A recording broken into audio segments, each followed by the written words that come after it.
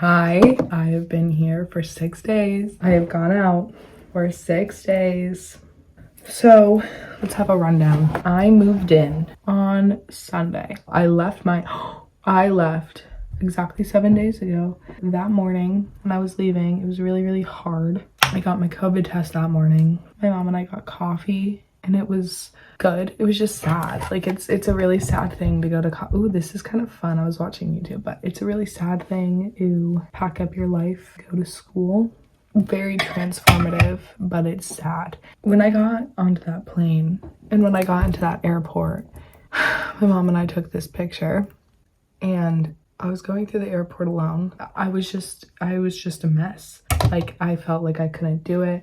All I wanted to do was go home. All I wanted to do was have my mom come and pick me up and like take a year, stay at home. So I got on the plane, went from Denver, Colorado, had an 8-hour flight to Reykjavik, Iceland, which has great food, by the way. And it hit so hard at 6 a.m. in that airport. Had a 2-hour layover. When I originally got off that first plane, all I wanted to do was go home and show up on my mom's porch at like, what would it have been? Like 6 a.m. Tell my mom I wasn't going and that I couldn't do it. And then I would try again next year. And that was something that my mom and I talked about that morning. We were like, if this COVID test is negative or positive, I will take a gap year. I had that going into the day. I was like, oh, I could have stayed home if I really wanted to. All I wanted to do in Iceland was to fucking leave and go home. It's a lovely airport, like absolutely wonderful. The bathrooms are crazy. It was so nice.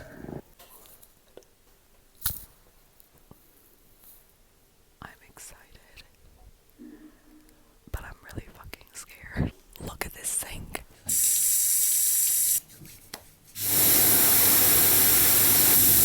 I need to go back out there, but I think I can do this.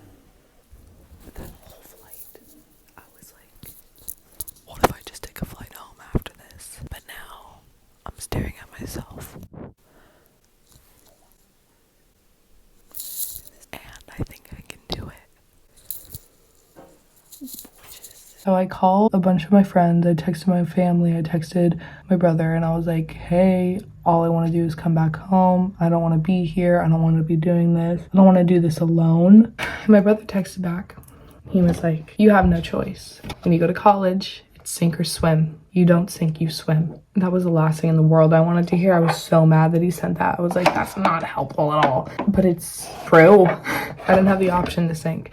The flight out of Iceland quickly became one of the most exciting things of my life. Once I stepped out of that mindset of, I could go back.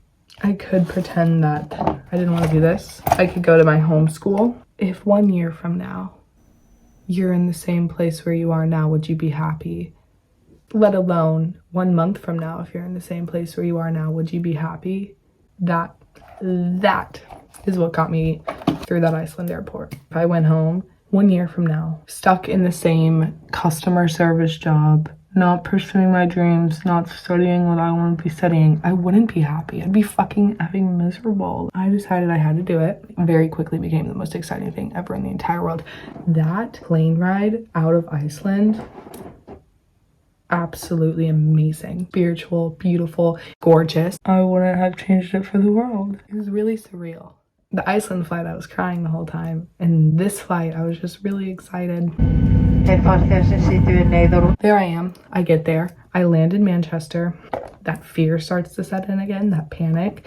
But this time I'm just one step closer, so it's a little bit easier. I can't really go back yet now. I'm already in Manchester, like I've made it here. Now I just have to get to school, get my luggage. Y'all, getting my luggage was a fucking trip. Get on an Uber, move in.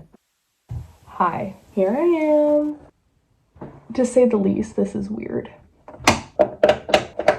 Ah, this is my dorm.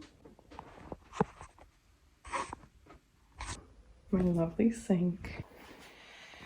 My desk. Everything. I want to do an unboxing because I think that'll be cutie. These big boxes. You might be asking yourself, what's in those? Which is why I'm going to show you. A mattress topper, waistband, plug adapter, food, facial cleansing things. Mattress protector, a laundry basket, a welcome gift, and sheets. And that's just box one. Ooh.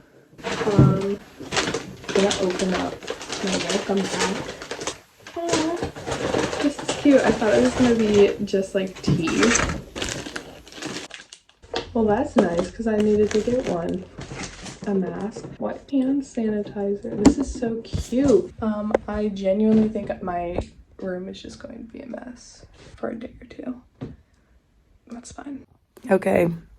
It's Thursday. I got here Sunday. So what is that? 5 days. I just want to give you kind of like a rundown. Ew. Sorry. Night 1.